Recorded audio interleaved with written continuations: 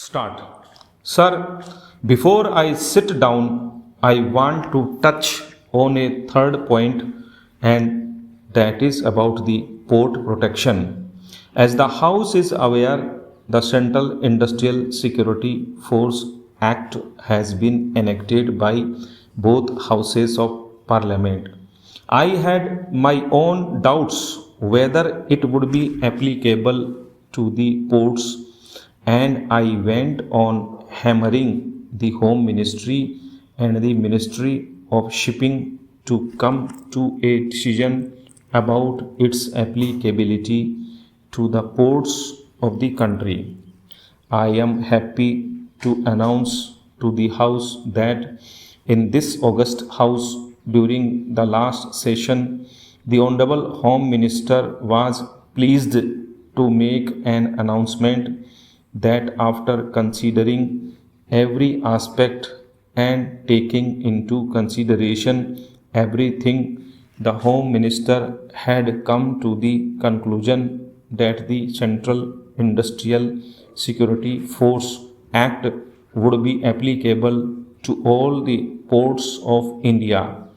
Port, according to their decision, has been included in the definition of industrial establishments.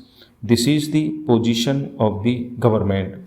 Para. Now, my only request to the Ministry of Transport and Shipping and the various port trusts in India is to take advantage of the Act and try to utilize that CISF replacing the present watch and ward establishment in the ports and try to improve the protection facilities available in the ports.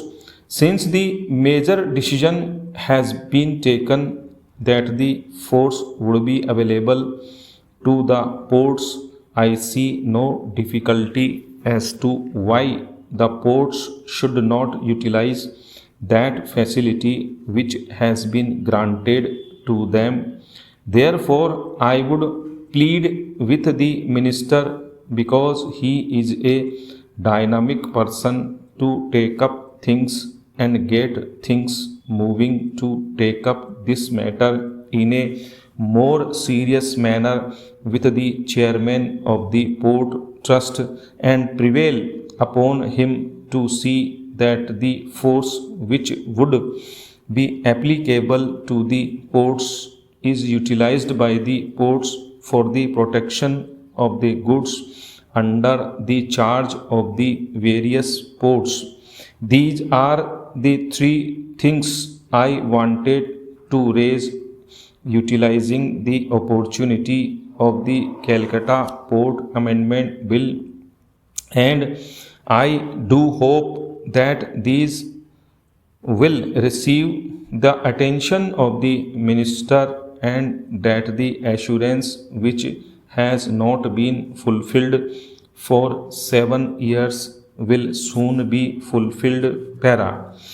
Sir, as I said in the beginning, this is a very simple measure under which we propose to take some power so that the Calcutta port may be able to construct that bridge or some part of that bridge on behalf of the state government. As far as that is concerned, practically everybody has supported it, and everybody has supported the powers which we are taking in this bill. Regarding other things, my friend has told so many things about the second Hooghly Bridge. This was a long story, and regarding that, it was decided last year that we should construct a second bridge. For that purpose, the central government has agreed to give a non-plan loan for the construction of the bridge proper and its immediate approachage stop. Para. Mr. Vice Chairman, I am indeed very grateful to the honorable members who have participated in this discussion. The subject which they have touched are beyond the scope of this bill, but I have been greatly benefited by their views, and these matters have been coming up off and on in this house. I would not like to repeat the answers which I have already given in this house to earlier queries of honorable members, but one point which was raised by my friends was that retrospective legislation, so far as the refund of tickets is concerned, is not warranted by law.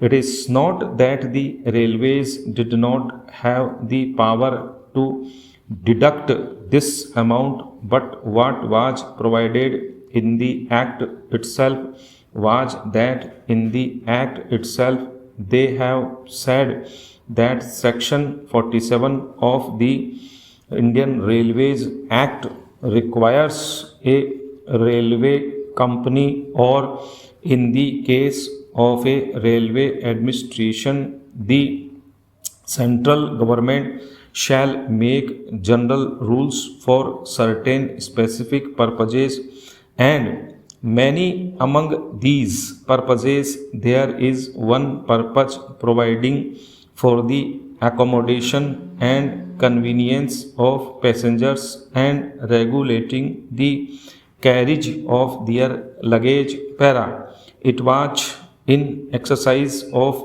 these powers that the central government notified through a gazette notification dated 1st October 1992 a general rule that the Indian Railway Administration may reserve a seat, a berth, a compartment, or a carriage, as the case may be, in a passenger train in accordance with a condition in the timetable in force for the time being. From time to time, and in 1945 when the system of levy and cancellation charges was introduced, it was given publicity by being incorporated in the conditions published in the timetable in force.